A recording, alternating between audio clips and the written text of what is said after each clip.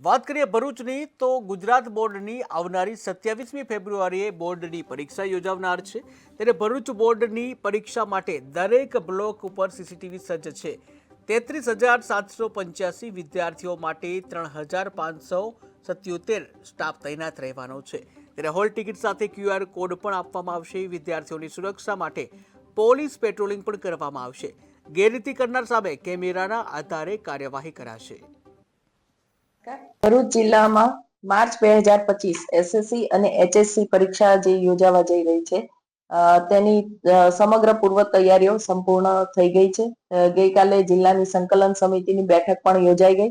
11મી તારીખે અમે તમામ કેન્દ્ર સંચાલકો સાથે મીટિંગ કરી અને તેઓને જરૂરી માર્ગદર્શક સૂચનાઓ પણ આપી દીધી છે।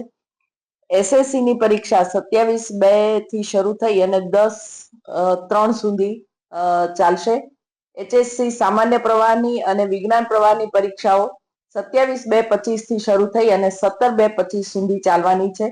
આ સમગ્ર પરીક્ષામાં એસએસસી માટે 32 કેન્દ્રો છે અને એચએસસી માટે 16 કેન્દ્રોનો ઉપયોગ થશે, જેમાં કુલ